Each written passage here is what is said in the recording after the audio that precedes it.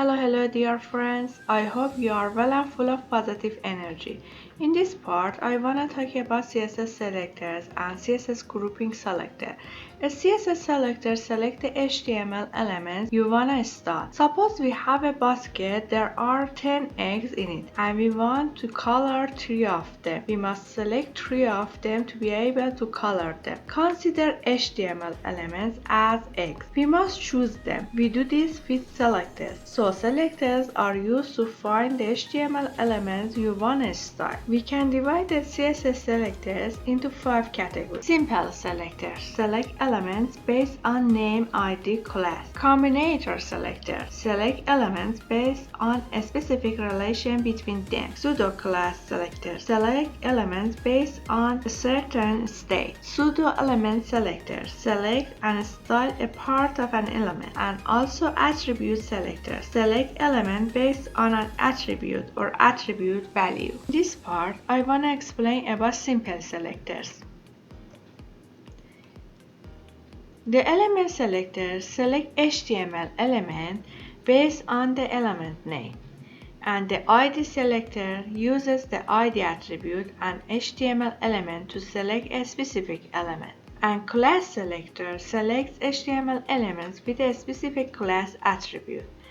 And also the universal selector selects all HTML elements on page. We are in the third session and I create a folder called tree, and inside it I create selector.html file. If you install Emmet plugin on VS Code, you can press shift and number 1 and enter. It creates HTML template for us. As you can see, it's great.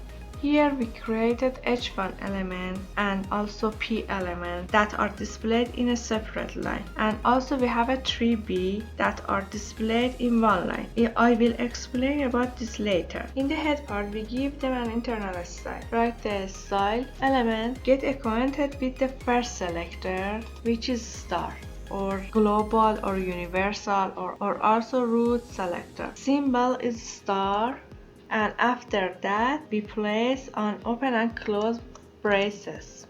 Anything we write here will apply to all the elements on the page, like selecting all eggs in the basket. We write that the red color equal red.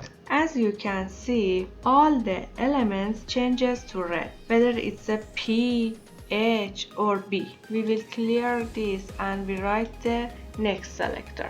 What if we just wanted to style the paragraph elements? Here we use element selector or tag selector. For example, we write P and open and close braces. That means select whatever P element is inside the page and give it a style. And if we write inside P, the color will be red. The color of all P elements will change to red. Now if we want to style to B elements, we write B and open and close braces, and inside it color blue. As you can see that the B elements have been styled. So we learned about the universal selector and element selector. Suppose we don't want to style all the paragraphs on the page. We just want to style the first 3. What should we do? We'll use the class selector. Look, we will add an attribute to the name the class inside the P element.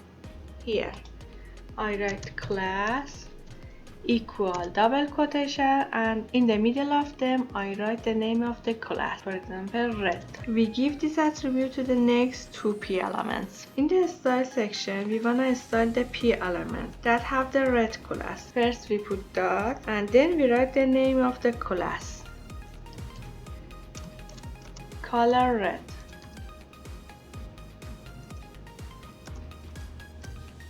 What happened? We have 5 P elements here and only 3 of them have red class and their text is red. Friends, the name of the class is optional or arbitrary. You can choose any desired name instead of red. There is only one point, that is naming the classes. We cannot start the class name with numbers. The next selector is the ID selector, unlike class selector, which can give one class to several elements. ID selectors are unique and only for one element. That means we cannot have two p tags with the same ID.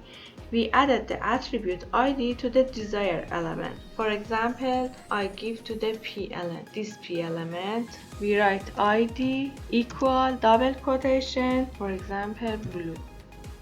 In the style part, we write the hash sign, ID name, and open and close braces. We write the name of the ID and give it a style. Also, you can give the text align center. Look, we can give it any desired style.